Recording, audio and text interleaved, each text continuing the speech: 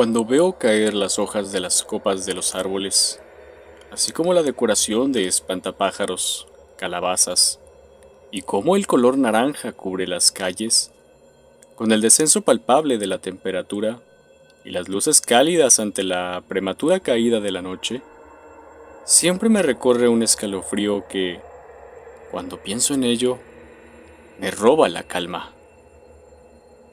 Pasó hace más de 15 años, en un condado al centro de Illinois, después de haber migrado a Dallas, pasando ilegalmente por Reynosa. Mis padres buscaron establecerse allí, pasando por muchas dificultades y necesidades. Después de algunas semanas de buscar trabajo, contrataron a mi padre en una pequeña empresa empacadora de comestibles, un empleo que permitió que, al cabo de un mes, pudiéramos rentar un departamento compartido con otra familia. Así vivimos por casi 3 años, hasta que promovieron a mi padre como transportista, una labor altamente cotizada por las comisiones que se recibían. Poco después de que había podido seguir en la escuela, ocurrió la tragedia. En un recorrido de 20 horas continuas, mi padre no pudo mantener más los ojos abiertos en su camino de regreso, y en lugar de detenerse para descansar, siguió su camino durmiéndose frente al volante y chocar de frente contra otro camión. El impacto fue tan fuerte que apenas hubo un cuerpo que retirar de entre los restos del vehículo. En cuanto al otro conductor, este logró vivir para contarlo. Sufrió contusión y algunas fracturas que lo llevaron a internarse por varias semanas. Al momento de recuperar su salud física, solicitó inmediatamente un abogado para demandar a la empresa y solicitar indemnización por la cuenta del hospital y días de trabajo perdidos hasta su recuperación. Cuando el hombre se enteró de que mi padre, responsable del accidente, era un inmigrante indocumentado con su residencia en trámite, exigió nuestra deportación e impuso una demanda adicional con migración. Cuando logramos conseguir un abogado defensor con la indemnización, este nos expuso que dichas alegaciones eran improcedentes, fuera de la demanda laboral. Sin embargo, esta persona resultó ser un fiel demócrata con acérrimo desagrado a los inmigrantes latinoamericanos, por lo que movió a medios y contactos para promover una campaña en contra de la comunidad latinoamericana.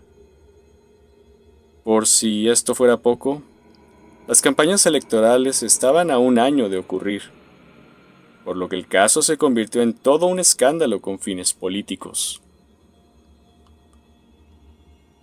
Mi madre sentía que se le caía el mundo encima. Entre la demanda y el acoso de algunos reporteros, apenas pudo pensar en qué hacer con el cuerpo de mi padre, ya que nos encontrábamos lejos de nuestros familiares y la tierra que recordaban con nostalgia. Al final, decidió cremarlo y depositar sus cenizas en una lata metálica de café, hasta poder encontrar claridad sobre qué hacer.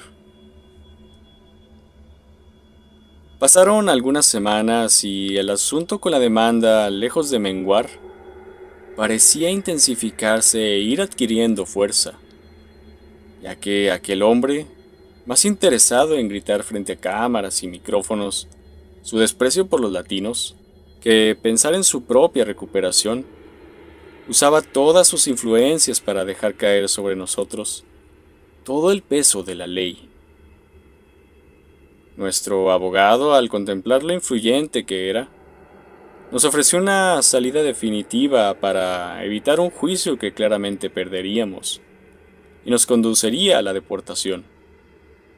Esta fue huir lo más lejos posible y empezar una nueva vida en otra parte. Esto obviamente sin que él se fuera con las manos vacías. Unos días antes de que el abogado nos diera esta opción, Mi madre recibió un cheque por un seguro de vida que mi padre había contratado pocos días antes de haber empezado a trabajar en la empacadora. Algo que ignoraba por completo, lo que me sorprendió, ya que se contaban todo, pero que ahora que lo pienso, en su cariño prefirió no contarle para no hacerle imaginar que cada día que tomara una ruta, pudiera existir la posibilidad de pasarle algo. Con aquel dinero y siguiendo el consejo del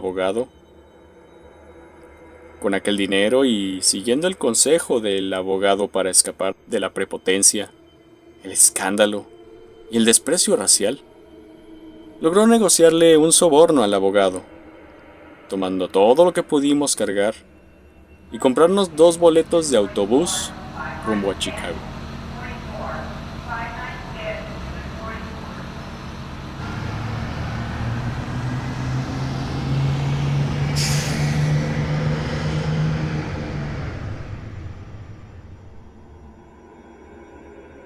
Al llegar, el frío nos hizo sentir que estábamos lo suficientemente lejos de aquel problema. Rápidamente buscamos refugio y trabajo para comenzar de nuevo. No obstante, a los pocos días de que mi madre encontrara trabajo, como señora de limpieza en una oficina modesta, se vio obligada a renunciar.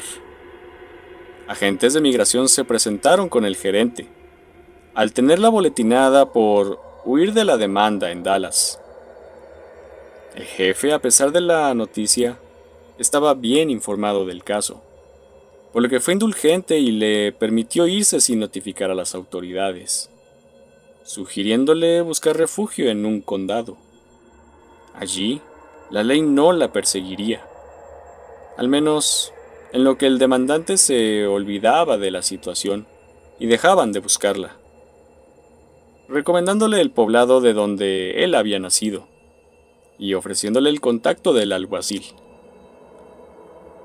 Ese condado quedaba a 2 horas de la capital, distancia aparentemente suficiente para ocultarnos. Mi madre no pudo encontrar palabras suficientes para agradecer el gesto de aquel hombre, quien creía firmemente en las segundas oportunidades.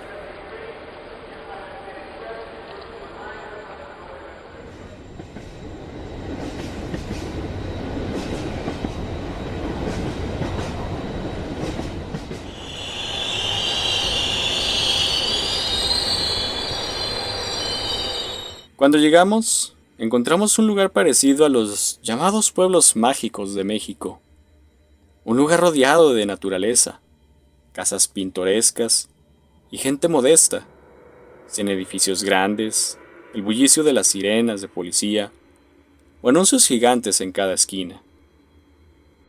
Al llegar a la estación y contactar al alguacil, quien resultó ser una persona flexible pero autoritaria, nos dio la oportunidad de comenzar una nueva vida, al contactarnos con un gerente de bienes raíces para adquirir una casa. Le consiguió un trabajo a mi madre en el restaurante más popular al haber contactado a la dueña, y me ayudó a inscribirme en la escuela. Por primera vez, sentíamos que el país nos daba la bienvenida. Cabe decir que, pese a todo el buen trato y apoyo que nos brindó el alguacil, dejó muy en claro que no sería flexible si nos volviéramos motivo de problemas. Es así como mi historia comienza en este modesto condado, al norte de los Estados Unidos, y el lugar que se convirtió en mi hogar y refugio, hasta formar mi propia familia. Cursaba el último año del 8º grado, emocionado por empezar la preparatoria o high school como se conoce en el sistema escolar estadounidense. El otoño había comenzado, y las corrientes gélidas dejaban caer las grandes hojas de las copas de los árboles. Empezando el mes de octubre e incluso unos días antes, la gente comenzaba a adornar sus casas, con adornos variados referentes a la época otoñal y de Halloween, siendo algunos muy esmerados en su decoración.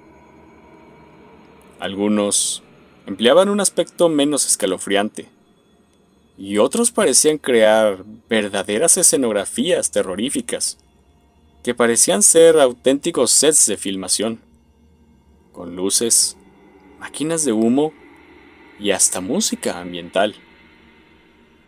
¿Qué tal, Julio? ¿Ya preparaste tu disfraz para Halloween? Todavía no. Ni siquiera he pensado realmente en mi disfraz. Yo ya mandé a hacer el mío. Lo tendré en algunas semanas y luego solo necesitaré que mi mamá me maquille. Nunca había conocido a alguien que se esmerara tanto en su disfraz. Por lo general uno solo elige un atuendo de las tiendas y consigue donde recibir dulces. En efecto, amigo, pero eso lo hacen quienes solo buscan cumplir con el objetivo de recibir dulces.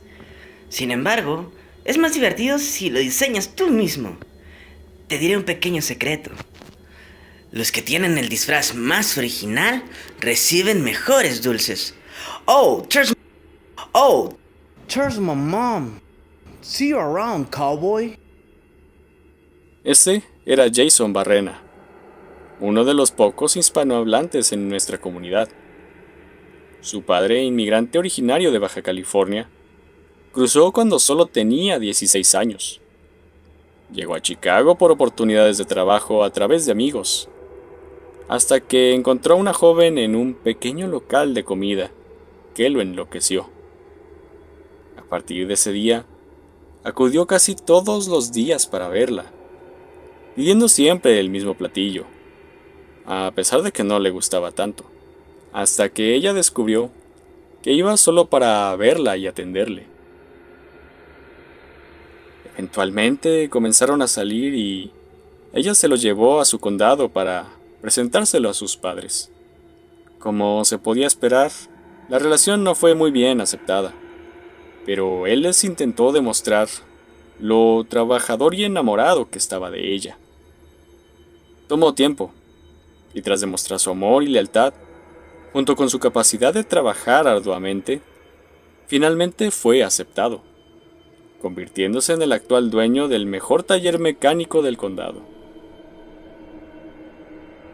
Entre las otras personas están Marisela, de 29 años, de origen colombiana. Perdió a su pareja al intentar cruzar. Al ser sorprendida robando por un oficial de Nashville, este quedó encantado con ella. La ayudó ofreciéndole comida y refugio, terminando por robarle y desaparecer, para continuar su vida tomando todo lo que pudiera para sobrevivir. El joven oficial, al enterarse que la habían capturado nuevamente y tener numerosos registros de robo posteriores a su primer encuentro, pagó su fianza y le ofreció una vida juntos. Ella, al ver la nobleza de aquel joven, aceptó y buscó dejar aquella vida. Hasta este punto tienen 3 hijos y esperan el pronto nacimiento del cuarto. Raquel Pérez, de 37 años, maestra de 5º grado de la escuela local, originaria de Chihuahua, México. La única que conozco que cruzó legalmente con una visa de trabajo, teniendo en trámite su residencia. Actualmente se encuentra soltera. He escuchado que buscó ser actriz o modelo o algo relacionado a la televisión, pero terminó siendo estafada o incluso peor. Su conocimiento en el idioma le permitieron obtener un trabajo en la escuela sin previa experiencia. Nunca habla de qué fue lo que le pasó al llegar a los Estados Unidos, y suele aislarse mucho. Y finalmente, Roberto y Samantha Acevedo, ambos hermanos de origen puertorriqueño. Primero llegó la hermana, buscando hacer vida en Nueva York a los 20 años. Sufrió mucha discriminación, tanto de la gente blanca como de los afroamericanos, llegando incluso a sufrir agresiones físicas, al casi no hablar el idioma. Un paisano de edad avanzada terminó por ayudarla ofreciéndole trabajo de limpieza en una tienda de recuerdos al sur de Manhattan, durmiendo en un pequeño apartado del local, para no tener que dormir en la calle, y recibiendo comida del señor. A las pocas semanas, el local fue asaltado y el señor privado de su vida en el atraco. Samantha no vio más remedio que salir de esa agitada ciudad, viajando rumbo al oeste, llegando por azares del destino a este condado. Casi como señal divina, fue bien recibida por gente amable y por un ya fallecido paisano suyo ante un terrible accidente. Él le ayudó con el idioma, y heredándole la vivienda al nunca haberse casado o haber tenido hijos, al morir de 35 años. Poco después de la tragedia, Samantha se contactó con su familia en Puerto Rico, exponiéndoles estar con bien. Estos, al vivir en una situación muy precaria, su hermano le solicitó acudir a donde se encontraba, para así trabajar y enviar dinero a la familia. Casi pareciera que, entre más al noreste del país, la gente se esmeraba y esperaba con ansias la llegada del otoño y el invierno, para adornar y vivir las festividades, como si no hubiera un mañana. El Halloween, a pesar de ser la primera festividad, casi nadie escatimaba en disfraces o decoraciones, ni entre aquellos que solo abrían la puerta para dar dulces. Por nuestra parte, éramos de los pocos que apenas colocábamos calabazas, y uno que otro adorno barato para pegar en las ventanas o el barandal del pórtico, empleando este mismo presupuesto reducido en los disfraces. Imaginando que esta festividad era algo que solamente los niños y adolescentes disfrutaban, descubrí en esta parte del país que no era así. Los adultos también esperaban esta fecha al realizar competencias entre vecinos completamente serias, que involucraban preseas y premios a los 3 primeros lugares, en competencias con jurados certificados en cosas como la casa mejor decorada, el mejor disfraz, el mejor pie de calabaza y la mejor calabaza decorada. Estos dos últimos eran los más competitivos entre nuestro condado, con premios que iban desde listones o placas hasta canastas de productos variados que incluían cupones únicos de descuento en diferentes comercios y hasta dinero en efectivo. Con premios así, alenté a mi madre a que también participara en alguna de las categorías. Sin embargo, me explicó que muchas de las concursantes llevaban años de práctica, así como de tener a su favor recursos y financiamiento exclusivos, para llevar a cabo incluso un sencillo pastel. Desde electrodomésticos y utensilios de cocina de alta gama, que solo esas personas adineradas tenían, lo que hacía imposible competir contra ellas. Al escucharle expresar aquello, noté la frustración y envidia en su tono de voz, lo que me hizo desistir de insistirle. Adicionalmente, era poco lo que recordaba que supiera hacer de postres. Lo único que le llegué a conocer era la Carlota de limón, y en alguna ocasión un pie de nuez con la base ya hecha, empleando estos para cumpleaños cuando no podíamos hacer festejos, ante la falta de presupuesto allá en Dallas. Algunas noches de introspección, esas ideas me quitaban el sueño. Esta gente desciende de aquellos que literalmente construyeron el país.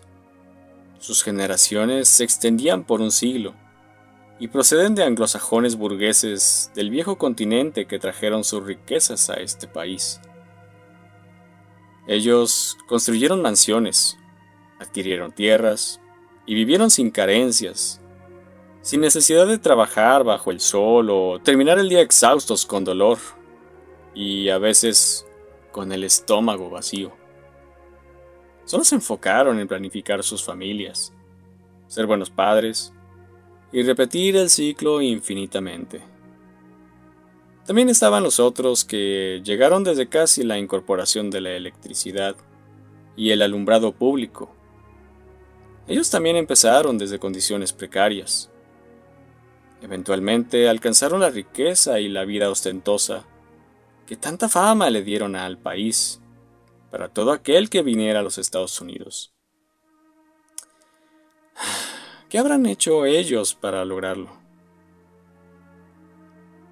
Por otro lado, recordaba a algunas personas famosas que estudié en la escuela, gente que nació o llegó a los Estados Unidos, y a pesar de ser científicos o artistas brillantes, vivieron en la miseria hasta su muerte, sin descendientes ni legado material, dejando solo su obra a la posteridad y una lápida con su nombre. ¿Y nosotros dónde quedamos? Apenas conocí a mis abuelos, quienes como pudieron, se asentaron en una tierra árida, construyeron una casa de adoquín y criaron ganado para sobrevivir, en un pueblo que no cambió desde la Revolución, y cuyos habitantes, al igual que mi familia, terminaron yéndose. Ahora que lo pienso, nuestra situación no parece haber mejorado como tanto juraban y prometían mis padres. Seguimos viviendo con las mismas costumbres, los mismos hábitos, usando la misma ropa, y poco más de lo que recuerdo antes de cruzar la frontera. Solo estamos en un lugar diferente, rodeados de personas diferentes, con costumbres diferentes, que hablan un idioma diferente y comida diferente. Sí, sobre esto último, la gente de aquí no conoce las tortillas. Hasta donde tengo memoria, siempre ha acompañado la comida con tortillas de maíz. Y siendo la comida preparada con sus salsas, verduras y mayormente pollo. En cambio, aquí comen embutidos, comida mayormente instantánea o precocida, empaquetada en grandes bolsas de plástico o en presentaciones individuales. Y el azúcar.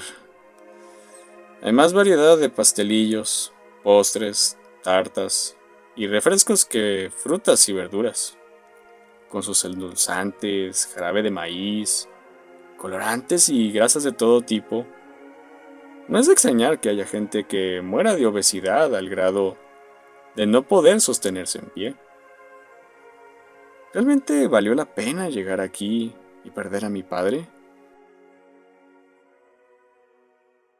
Esos pensamientos me acompañaban hasta quedarme dormido, olvidándolos al día siguiente y continuando con mis deberes tanto escolares como en casa.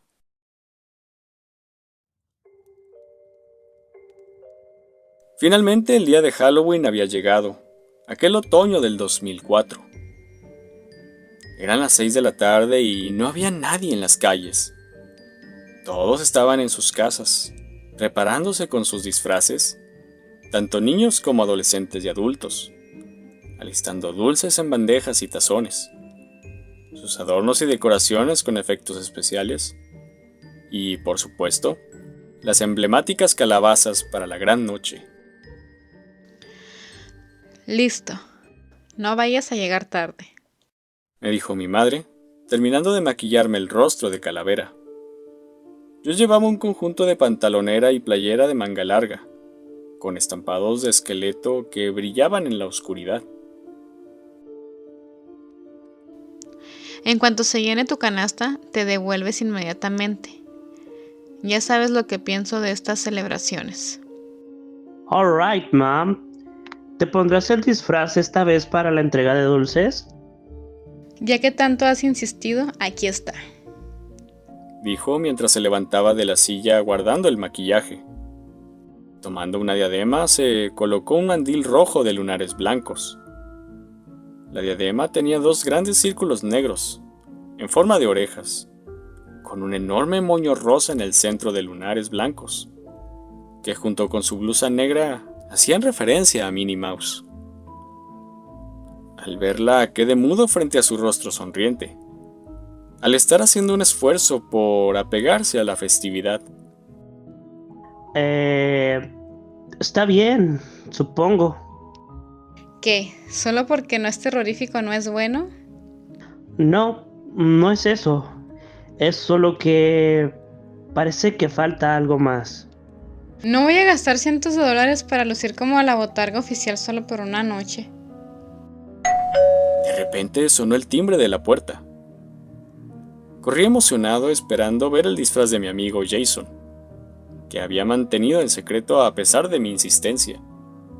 Abrí la puerta, pero no había nadie.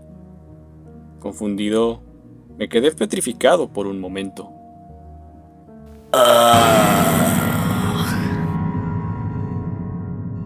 Exclama mi amigo brincando a la puerta escondido detrás de la pared del pórtico.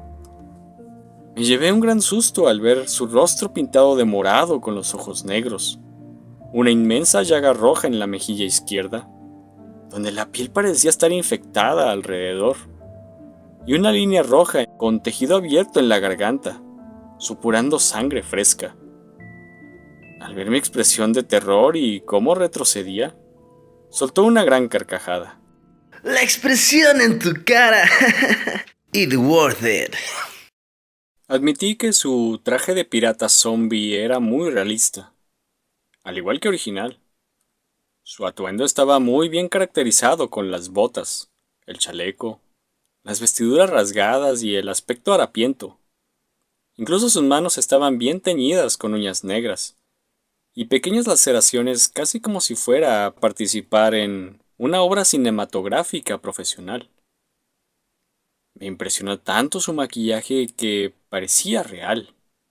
Tomó mi mano y la acercó a la llaga de su mejilla.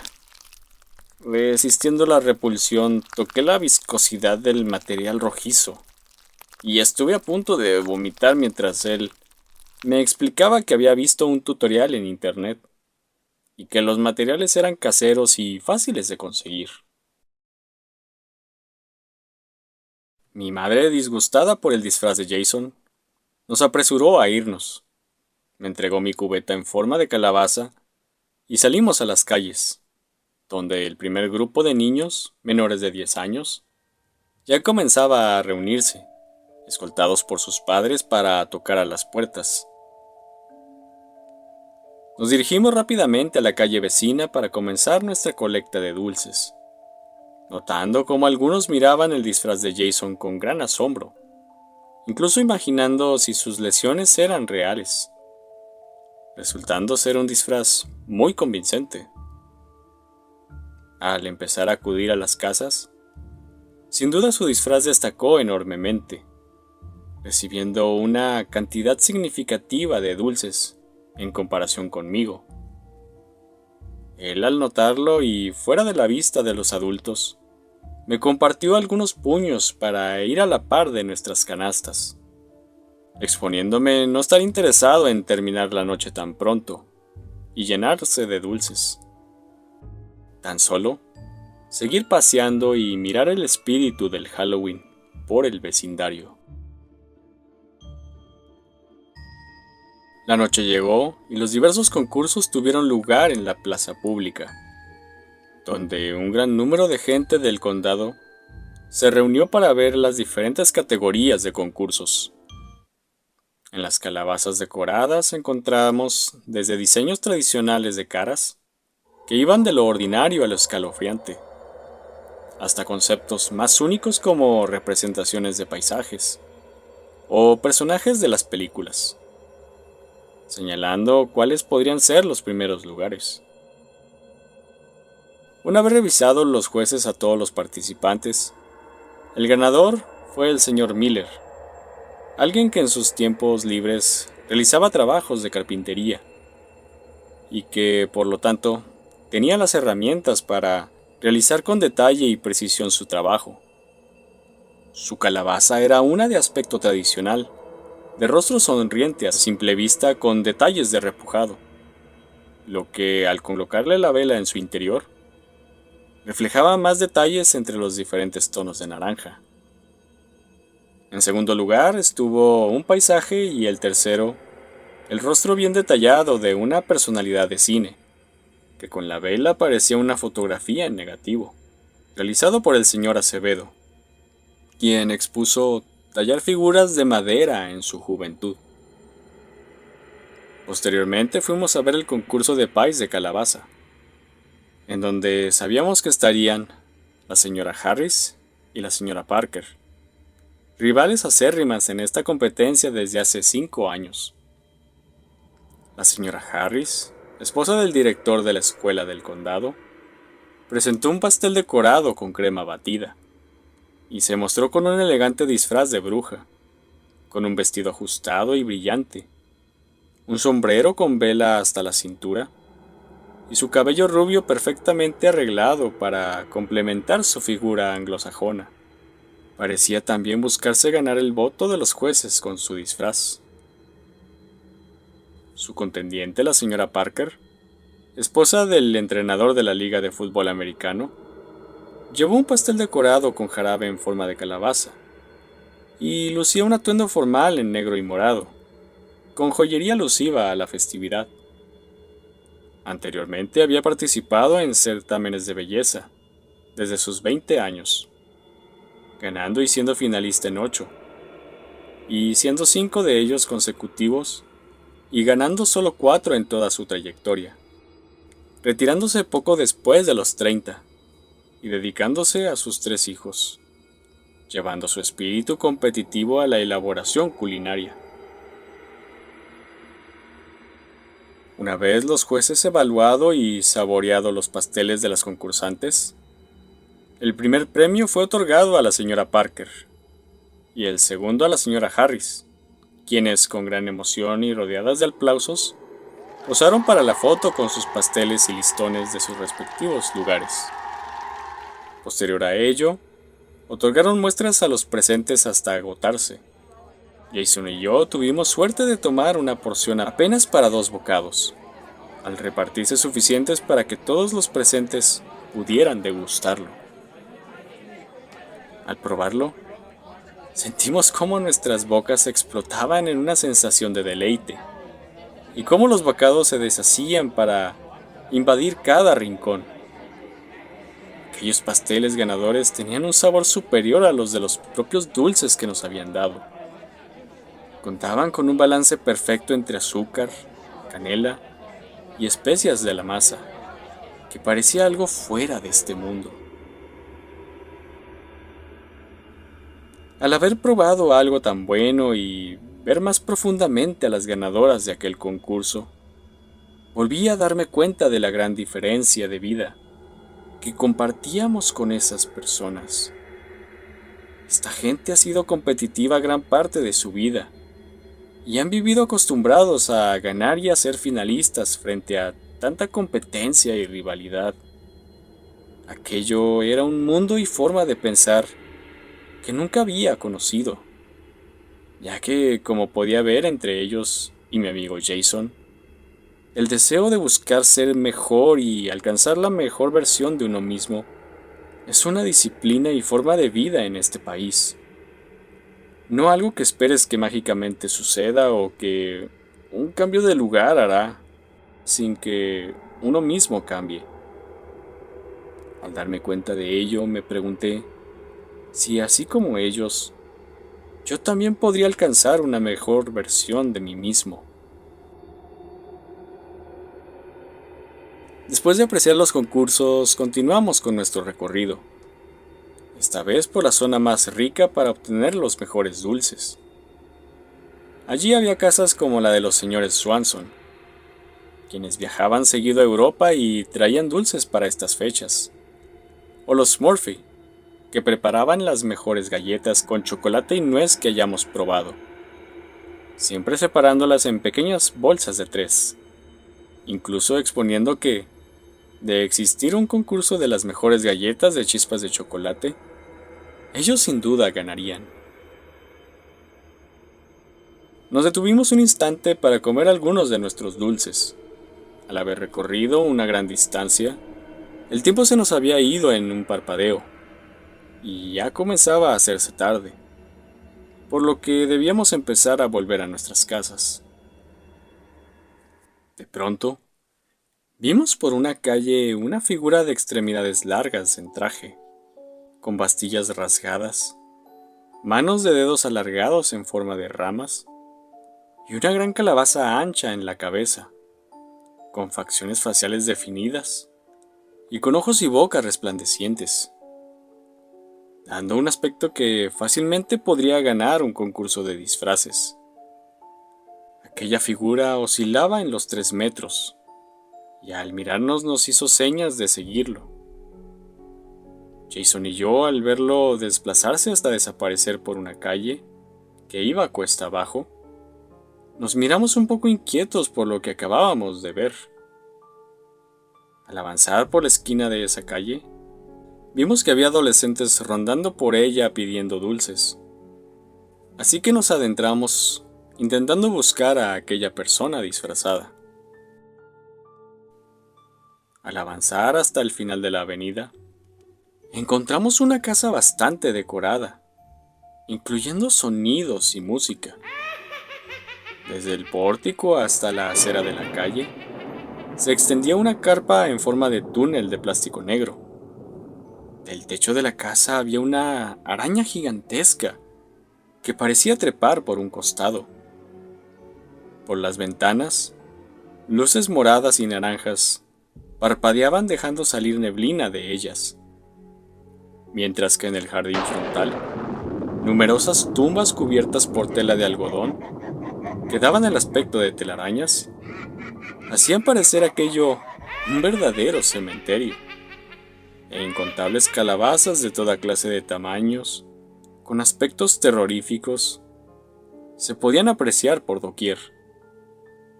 Incluso los postes de luz cercanos parpadeaban, notando el esmero en ambientar a profundidad aquella casa.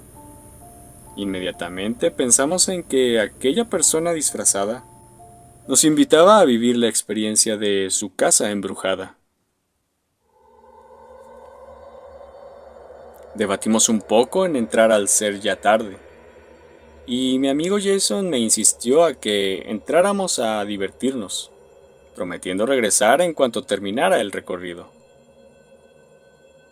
Al entrar por unas tiras de plástico que colgaban de la parte superior, cruzamos por un pasillo que serpenteaba rumbo a la puerta, destellando sobre nosotros luces rojas y moradas estroboscópicas, mientras que nuestros pies desaparecían bajo una densa capa de humo que nos llegaba apenas por arriba de los tobillos.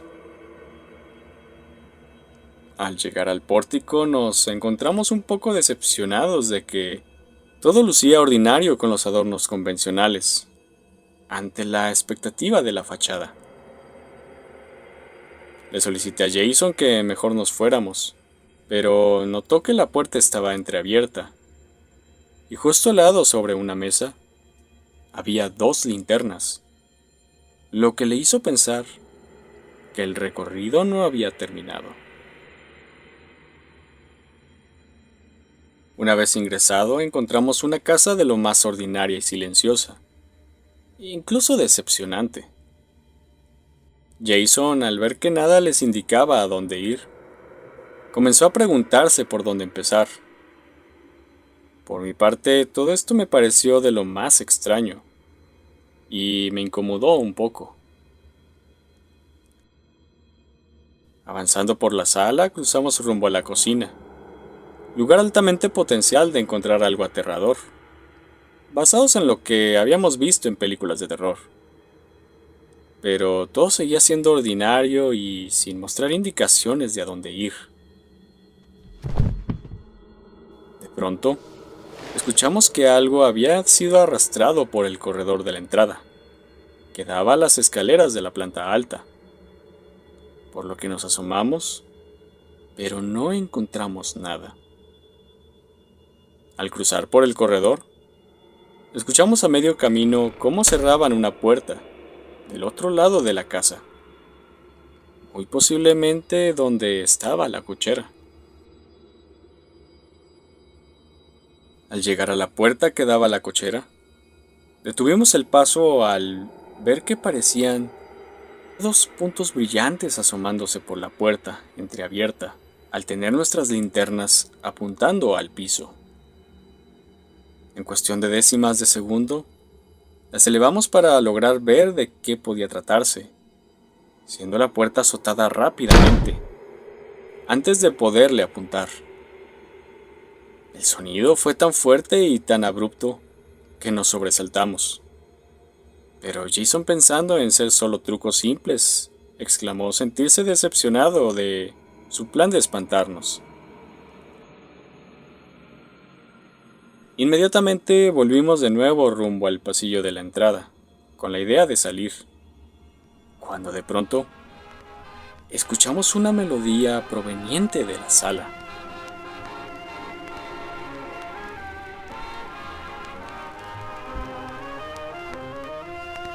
Tras ingresar nuevamente a la sala, encontramos una estancia completamente distinta a como la recordábamos. Los sillones, los cuadros, incluso la alfombra, contaban ahora con un tapiz floreado y con un tocadiscos que solo había visto en referencias de caricaturas, películas de época. Inmediatamente lo detuvimos al ahora estar inquietos de pensar cómo habían logrado cambiar los muebles y la sala entera tan rápido y en silencio. Nada mal. Luce muy convincente. Pasé a mirarlo extrañado de su comentario. Es obvio que todo esto no son más que mantas y trabajos de carpintería que se desdoblan, Expuso Jason intentando jalar el tapiz de los muebles, intentando empujar los bancos y los estantes para demostrar que todo era un engaño. Pero estaba equivocado. Cada inmueble, cortina y artefacto de ese lugar era completamente genuino, tal y como si alguien viviera allí. Caminamos rumbo a la cocina repitiendo el mismo camino, pensando que solo la sala era la que había cambiado.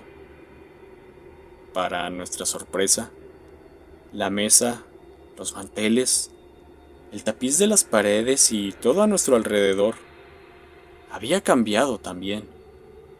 Todo ello nos incomodó de una forma inesperada.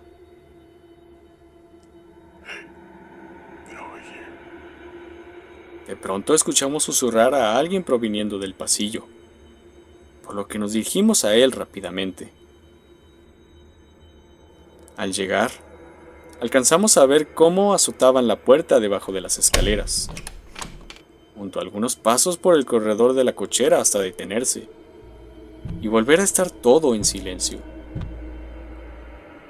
Mi respiración comenzó a agitarse al empezar a sentirme nervioso, frente a tantos sonidos extraños en medio de la oscuridad.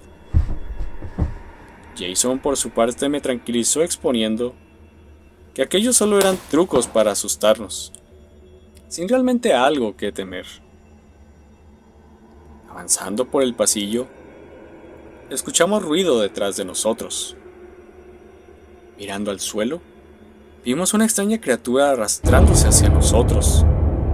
Aquello parecía ser alguna especie de muerto viviente, al lucir completamente negro, arrastrándose con sus codos al no tener piernas, ya que en los pocos segundos que lo iluminamos antes de salir corriendo, solo había logrado ver harapos siendo arrastrados debajo del torso. Nos dirigimos inmediatamente rumbo a la puerta principal, al tener suficiente de ese lugar, esparciendo nuestros dulces por todos lados. Al estar a poco más de 1 metro, extendiendo Jason la mano para tomar la perilla, un cadáver cayó del techo frente a la puerta, colgado de las piernas. Su rostro lucía oscuro, al igual que sus brazos y torso, como si estuviera quemado. Al momento de caer y tambalear sus manos hacia nosotros, escuchando cómo sus huesos crujían al buscar alcanzarnos, emitiendo un horrible sonido que nos obligó a arrojar nuestras canastas de dulces, dimos media vuelta para tomar las escaleras, tan rápido como nos era posible. Al llegar a la segunda planta, inmediatamente nos adentramos en una habitación para escondernos. Al mirarla detenidamente, encontramos una habitación abandonada, con muebles empolvados y cubiertos por lonas blancas. No entiendo lo que está pasando. ¿Qué clase de casa es esta? No sé cómo esta casa no gana el primer lugar. Todo está tan detallado y bien... For God's sake, Jason. Esto no es ningún performance.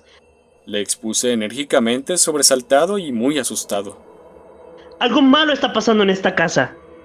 You mean like haunted? Jason, darling, ¿dónde estás? ¿Estás aquí adentro? De pronto, escuchamos a la mamá de Jason por el corredor. Este se sobresaltó encaminándose a abrirle, pero lo detuve inmediatamente, expresándole no abrir la puerta, haciéndole señas de que guardara silencio. Al insistir un poco en querer abrir, al creer que realmente estaba ella, yo le expuse con la voz más baja que pude hacer, susurrándole al oído, que cómo podía saber en dónde estábamos. Incluso al grado de haber subido sin buscar en otra parte. Jason, ya es tarde. Let's go home. Deja de jugar y vámonos. La presunta madre de Jason se detiene frente a la puerta donde estábamos, resultando ser algo extraño y espeluznante que insistiera tanto en querer que saliera, de donde pareciera saber que nos encontrábamos. Jason, open the door. Come on, darling. Open the door right now. Jason, open the damn door. Jason, open the freaking door. El cambio en su tono de voz y la creciente agresividad, no solo proveniente de su voz, sino el de los golpeteos que hacían retumbar los muros alrededor de la puerta, le hicieron ver a mi amigo que lo que estuviera del otro lado no era en verdad su madre. Ambos retrocedimos hasta el fondo de la habitación, muy asustados ante la violencia y rabia de lo que aquella monstruosa y abominable criatura que hacía retumbar las paredes pudiera hacernos, pensando solo en cómo salir de aquella casa. Inmediatamente, vi la ventana detrás de nosotros, encontrando nada más que oscuridad absoluta. Después de empujar con todas nuestras fuerzas, pudimos poco a poco abrirla por completo, ante las malas condiciones y el deterioro en que estaba la habitación. Al empezar a encogernos para asomar la cabeza, escuchamos a nuestras espaldas cómo la puerta caía con fuerza, al haber cedido ante aquellos fuertes golpeteos. Al mirar detrás de nosotros, encontramos una criatura de pesadilla. Apenas a unos metros de distancia, lo que parecía ser un perro de más de 1 metro de estatura, sin aparente pelaje, y en su lugar, una piel azulada y una cabeza que parecía estar despellejada ante una exposición completa de afilados dientes y colmillos alargados, los ojos negros desorbitados, una cola bifurcada en poco más de 5 partes, hasta donde pude ver, y unas patas gruesas y musculosas, con garras afiladas, que confirmaban la fuerza y bestialidad con la que aquella puerta era golpeada. Aquel esbirro infernal se arrojó hacia nosotros entre fuertes ladridos, lanzándonos inmediatamente por la ventana, impulsados por el pavor.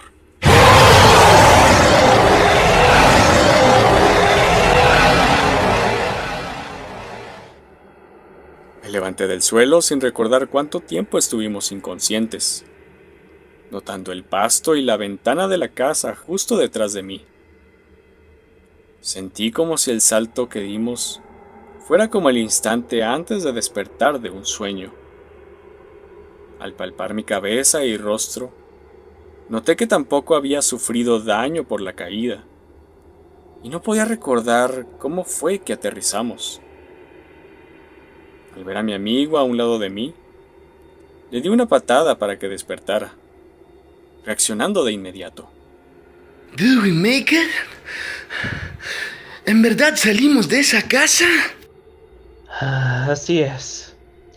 Vámonos de aquí y volvamos a nuestras casas. Nos pusimos de pie y caminamos rumbo a la calle, notando todo bastante tranquilo. Al llegar a la acera, notamos que la calle había sufrido ciertos cambios. Los faroles destellaban un resplandor anaranjado, emitido por llamas en lugar de bombillas. Las casas mostraban fisuras y grietas, además de aspectos asimétricos en soportes y ventanas. A pesar de todo eso, lo más extraño fue ver a numerosas personas disfrazadas, transitando por la calle. Dimos algunos pasos por la banqueta explorando un poco el lugar, notando que las personas que pasaban portaban disfraces que parecían reales. Como un grupo de 3 chicas jóvenes, disfrazadas de brujas con faldas cortas, medias ajustadas y tacones altos, pero con extrañas máscaras redondas que ocupaban todo el ancho de sus hombros, reflejando solo boca y ojos fluorescentes de un color naranja neón, exponiendo expresiones faciales que cambiaban de forma como sonrisas, con dientes afilados, y ojos triangulados que reflejaban emociones. Misteriosamente no se podía ver en esas máscaras cómo podían ver o cuáles eran los límites de función ante esas máscaras al lucir profundamente negras como sombras. Una de ellas, encima de esas enormes cabezas, tenía cuernos en forma de luna creciente. Otra tenía un sombrero de punta.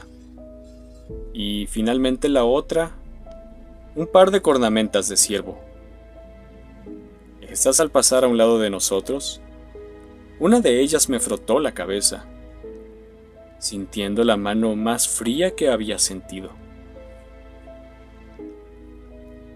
Más adelante, un grupo de niños corrió frente a nosotros portando mantas blancas con esqueletos dibujados en la posición de la cara. El trabajo era increíblemente realista a simple vista. Conforme se iban acercando, notamos que los ojos, como puntos blancos entre cuencas profundamente oscuras, se movían dependiendo de la dirección a donde miraban, y los dientes tomaban forma tridimensional y en bajo relieve, como si aquellas bocas pudieran morder lo que se pudieran llevar a la boca. Cruzando la calle había más criaturas con disfraces similares, de grandes cabezas que gesticulaban. Pero también había una criatura que llamó mi atención. Era una criatura encorvada, que caminaba en sus 4 extremidades. Su espalda desnuda mostraba vértebras pronunciadas, y el resto de su cuerpo estaba cubierto por harapos largos en negro y rojo, rasgados en los bordes. Sus brazos y piernas estaban fundidos con extrañas estructuras negras, rígidas como el metal, que terminaban en puntas achatadas, elevándolo a una altura de más de 2 metros, y su cabeza rapada y fija en el suelo se agitaba espeluznantemente con cada paso. Al seguirlo con la mirada, de pronto noté cómo 3 jóvenes de aspecto normal se encaminaban hacia una de las casas, discutiendo entre ellos como si hablaran de las criaturas que allí deambulaban, siendo la joven quien con un cuaderno en mano hacía anotaciones. Al verlos busqué llamar su atención cruzando la calle, notándome la joven a pocos instantes de cerrar la puerta. Poco después, frente a la calle apareció a una considerable distancia aquella persona de extremidades alargadas, con cabeza de calabaza, de ojos y boca resplandeciente, mirándome sin hacer ningún movimiento. Al notarlo y colocarme frente a él, levantó su mano lentamente, La agitó como si me saludara e inclinó su cabeza como un gesto amable. Apabullado y sin saber qué pensar, tan solo levanté mi mano derecha, abriendo la mano correspondiéndole, sin saber qué esperar. Aquel sujeto levantó su otra mano, se sujetó la cabeza y se la retiró igual que una máscara, revelando una cabeza completamente pálida y sin rostro, tan solo hendiduras en donde iban los ojos y los pómulos. La calle comenzó a ampliarse, mientras que una extraña voluntad me impedía mirar a otro lado. Me preguntaba si mi amigo Jason aún se encontraba detrás de mí, apartado de la calle, y a pesar de querer mirar para saber que estaba ahí, algo me impedía moverme e incluso de parpadear. Ante un horizonte completamente plano, el cielo se oscurecía, y una gran masa colosal comenzaba a emanar de aquella extraña figura. Al surgir aquella gran masa amorfa imposible de describir con palabras, me di cuenta de que se exponía como su verdadera forma, siendo la figura del hombre sin rostro solo una manifestación de una facción de sus capacidades. Aquella irradiaba una energía tan poderosa que parecía extenderse más allá de lo visible, con formas difíciles de comprender, al grado de no existir vocabulario suficiente para saber si lo que veía eran brazos, tentáculos, patas. Y entre su masa había luces, tal vez ojos, llamas, quizás dientes o colmillos, extrañas formas que se perdían entre capas de carne viva. Era una amalgama de formas imposibles. De pronto el ser se abrió por la mitad, emanando un resplandor entre verde y rojo, sintiendo ráfagas de aire golpeando mi cuerpo. A ese punto, no sentía si mis pies tocaban el suelo, al fundirse el horizonte y ahora solo está rodeado por una oscuridad que parecía tener movimiento como las nubes. Mi visión se fue volviendo borrosa. Mis sentidos eran privados de mi conciencia uno a uno, hasta que solo sentía que me encontraba suspendido. Instantes antes de perder el conocimiento, la gran masa emitió un sonido, pero fue algo que no podía ser fácilmente pronunciado por ninguna lengua, por lo que solo puedo pronunciarlo como Ectes.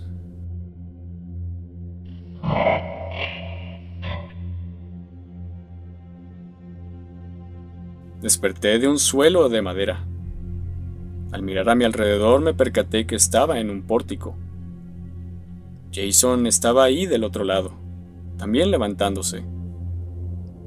Al mirar a la calle, notamos que estábamos en la entrada de aquella casa, que estaba detalladamente decorada, solo que ahora se encontraba en total abandono y deterioro. Al mirar a la puerta encontramos con gran asombro nuestras canastas con todos nuestros dulces, mismos que ante el susto de todo lo presenciado, habíamos olvidado que estábamos cargando. Inmediatamente las tomamos y corrimos fuera de aquella casa, rumbo a nuestro vecindario. Miré la casa una vez más por sobre mi hombro izquierdo, notando que la casa había desaparecido y solo abundaba la maleza. Al llegar al cruce donde nos separaríamos, me despedí de Jason, mientras que él solo continuó corriendo, aún posiblemente impresionado y aterrado de lo que vimos. Llegué a casa y mi madre me recibió regañándome al haber llegado más tarde de lo acordado, poco menos de una hora después, siendo algo que me impresionó al haber tenido una percepción del tiempo más larga. por lo que solo me disculpé explicándole que habíamos acudido a visitar casas más lejos y que la misma gente nos detenía para ver el disfraz de Jason.